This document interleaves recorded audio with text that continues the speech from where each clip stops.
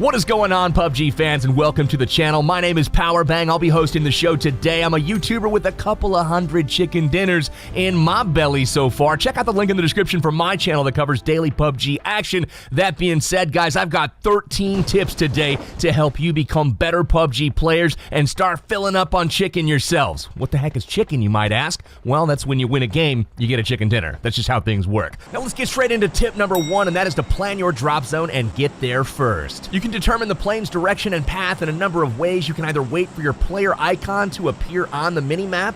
You can see what direction you're looking, and that's where the plane's coming in from. Or you can look at which direction you're facing in the plane as soon as the mini-map is able to be accessed, and you can simply take the opposite of that direction. For example, if you're looking northeast, that means the plane's coming in from the southwest. If you're looking south, that means the plane is coming in from the north. You guys can figure that out quickly. It will help you determine an appropriate path to jump much more quickly. You're going to want to jump to the high-density loot locations to try to get geared up as soon as possible. You can find those by looking for the big city names all over the map, and as you get more familiar with the map and your surroundings, you're going to come up with some favorites that you're going to want to jump to more often than not if the plane's path allows it. Once you've chosen a destination, mark the map by clicking the mini-map. Once you've done so, a marker will appear, and that marker will then show an icon on your compass at the top of the screen, and that's the direction you want to focus your player as you're jumping. Try to take care of your positioning and maneuvering while you're still skydiving and not after the parachute is popped. Once the parachute has deployed, you want to fly directly down to your destination, whether it's a rooftop or a building.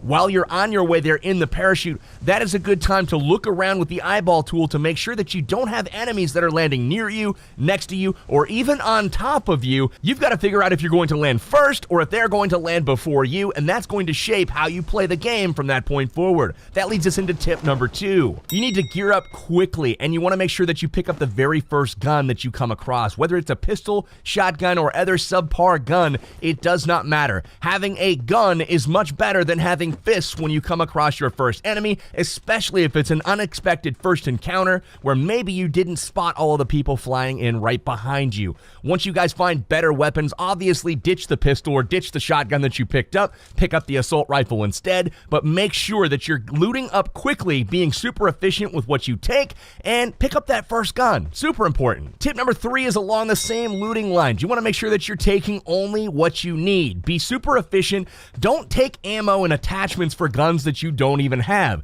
or don't keep the ammunition or attachment from guns that you have dropped in favor of others. If you drop and pick up a shotgun and a choke and all kinds of 12-gauge shells, you want to make sure that you ditch those once you pick up an assault rifle to replace the shotgun. The attachments and the ammo will not clear out of your inventory, and that inventory space is valuable for other things such as boosts or med kits. You want to make sure that you have the space available for the items that are actually going to benefit you. Now, once you've dropped, cleared your immediate area, looted up a little bit, and you're starting to get ready to actually defend yourself or even fight, you want to take note of tip number 4, and that is to pay attention to the safe zone. Open up your mini-map, check the white circle, and if you are outside of that first white circle, you know that you need to move to get to it before that first timer counts down that's right below your mini-map and the safe zone starts to collapse. If it collapses and you're outside of it and you're in the blue zone, you will start to take periodic damage, which is not super helpful if you're trying to win the game. Make sure that you're moving inside the safe zone at all times. There's a couple different more advanced strategies for playing the safe zone. We will cover those in future episodes as well. Tip number 5 is to always move while you're out in the open. If you're in line of sight of anywhere where you could potentially be shot, make sure that you're a moving target and not a sitting duck. For players like myself that like to snipe from long range, I'm always looking for that player that stands still while looting a supply crate or looting an enemy, or maybe just looking off in the direction through his scope as well. If he stands still for a moment, that head is getting in my crosshairs and I'm gonna blow it up. So make sure you're staying very active and moving while you're looting and while you're running around. Jump here and there. You want to make sure that you are not an easy target. That being said, if you are in cover or if you've decided to go prone and lay in the grass, you want to be as still as possible while you're in cover. If you're in a building, staying still will keep you from making noise that may alert enemies to your presence, and in the grass, obviously, those visual cues are super apparent when when you're scoping in on a hillside and all of a sudden you see something move, that'll cause an enemy to look in closer to your area and ultimately find you and kill you. Tip number 6 is to use the eyeball tool. Just like you did when you were dropping in with your parachute, it's super helpful when you're running around the map as well. Once you've determined where you're trying to run or drive, you want to look around with the eyeball tool so you can do a couple of things. You can scan the area to see if there are any potential threats watching you, and you can also sneak up on people by looking at them, planning your attack, and they don't ever know that you actually see them. So use that to your advantage. Make sure to use the eyeball tool as you're driving around. Don't just tunnel vision on a target or an enemy or a destination, and forget to check your flanks. Now, eventually footsteps and gunshots and cars driving by are going to start to fill up the battlefield. You're going to hear sounds. And tip number 7 is to use these audio cues to locate nearby enemies. This is absolutely imperative, and probably about 90% of tracking enemies, their location, comes from audio and not visual cues. Not joking here, guys. Having a stereo headset or earbuds is crucial to your success in this game. Highly recommend that you grab that audio for tracking and locating your enemies. To do this using audio alone, you want to focus your player's crosshair on the direction where you think the sound is coming from. Make sure the gunshots or the footsteps or the car sounds, that the audio is balanced from a volume perspective in your left and your right ears. You want to make sure that it sounds the exact same loudness, and once you've done that, you're going to be looking pretty much right at where the sound originated from. Now, the volume of the shots, of the footsteps, that is going to tell you how close the target is, whether it's super far away or if it's right next to you. Tip number 8 expands upon the same process of tracking and locating your enemies when there are audio cues going off in the game. If you hear gunshots, put your crosshair where you think they're coming from, but immediately put your eyeballs, your visuals, on the mini-map. Look at the mini-map, and there's going to be an orange radar blip that pops up on that mini-map, and that is going to tell you the general direction of where those shots came from. Now, if you can combine your hearing and your seeing so that both of these senses are telling you the same direction, there's a great chance that you're going to find your enemy in that direction. Now, you can also use your mini-map to plan routes. All you have to do is look at it, tap it to open it up, make it big. You can pinch it to zoom in or out, and then once you've done so, you can mark the map just like you did on the flight in to plan your routes, and that'll again put a marker on your compass that you can track and follow at any time, making navigation a breeze. Now, once you've been in a few fights or taken some fall damage or gotten in a sticky situation in the gas and you've lost a little bit of health, tip number 9 is going to come in super handy, and that's to make good use of boosts and keep your player at full hit points. You want to make sure that you're not suffering by going into fights missing any HP at all. That is going to put your opponent at a significant advantage. There are a lot of weapons in the game that are balanced to where 1 or 2 shots may do 97 or 98 damage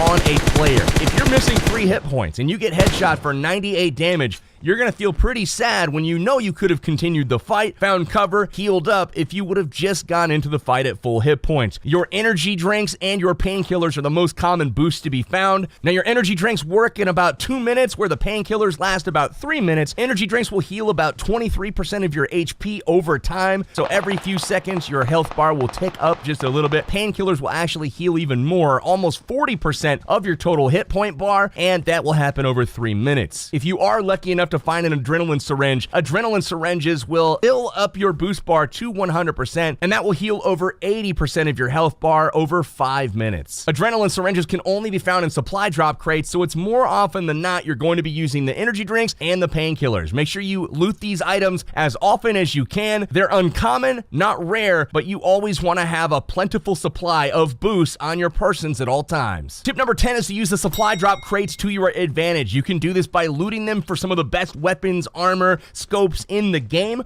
or you can use them as bait. If you're able to get to a crate first, loot it, and get a little bit away from it, you can continue to watch the crate as other players in cars and vehicles and even on foot will surely approach it to see what was in the crate, and you can shoot them dead pretty easily. Or if you come up onto a crate late and it's been down for a while, you know that there's probably people in the area. You can come up on full alert and make sure that you're able to pick these guys off as they're trying to escape that danger zone of around the crate. Tip number 11 is to make use of the prone stance on your own terms. This means that prone is a very valuable way to hide your person and make yourself less visible. This is essentially laying down in the grass, snaking around, hiding, and attacking by surprise. That is something that is very, very effective, but it is not effective if you're not doing it on your own terms. What do I mean by that? Go prone when nobody has seen you approach an area. Don't go prone if you're being shot at. If you decide to lay down after you've already been acquired by somebody that is putting their scope on you, you are dead. They know exactly where you laid down because they're looking right at you. If you are being shot at, instead of going prone, run to the nearest cover, zigzag, jump around, make yourself a difficult target to hit, but going prone while somebody's shooting at you is essentially waving the white flag and surrendering. Unfortunately, in PUBG Mobile, there are no prisoners of war. You're just gonna die. In this game, I was able to obtain a ghillie suit and get to an area undetected, so once I went prone, I was able to sneak attack my enemies without them ever knowing where I was. Tip number 12 is to fight from cover to decrease your exposure to your enemies. People are going to be looking to take you down constantly, and if you're able to fight from behind a tree or inside of a house, yes, you might get shot, you may take some damage, but you can go behind that cover during the fight and heal up. You can even get all the way back to full health before you re-engage. That makes you a very difficult target to take down. On the contrary, if you're standing in the middle of the open, you're stuck either running around as a free target essentially or going prone, and as we said in the last tip, you're just gonna get shot and killed. Fight from cover, use houses, use trees, use rocks, use embankments on terrain, use all of these things to your advantage. Don't fight from the open. Tip number 13 and our last tip for today's video is to engage in battle on your terms when victory is likely, if not assured. You wanna make sure that when you're fighting your opponents that you have their head or their chest in your sights and you've got a real good feeling about picking up a kill. You don't want to give away your position by firing before you're ready to get that kill, letting them know where you are, allowing them the ability to reposition, to get cover themselves, to heal up so they can re-engage you. Make sure that you fire when you see them and don't be pressured into entering a fight, especially if you think the enemy's fishing for your location and they don't exactly know where you are. So as you're going to see at the end of this game, my opponent, I know exactly where he is because I saw him earlier and he thinks he knows where I am based off of sound, but unfortunately I'm wearing a ghillie suit. He is wrong, he never sees me, and I'm not baited into the fight. When he finally shows himself from around the tree, I'm ready for him. Pop him right in the chest, get him in the head, and boom, winner, winner, chicken dinner. That is how it's done, ladies and gentlemen. We'll add that notch onto our belt, another chicken dinner. We're full around here, baby. If you guys are liking the tips, if you're liking the trips, make sure you subscribe to the PUBG Mobile channel. We're going to be putting out a ton of amazing videos over the next several months that are going to help you guys become a better player and have some more fun playing PUBG Mobile. For now, I'm your host, Powerbang. I'm signing out, and I'll be with you guys next time.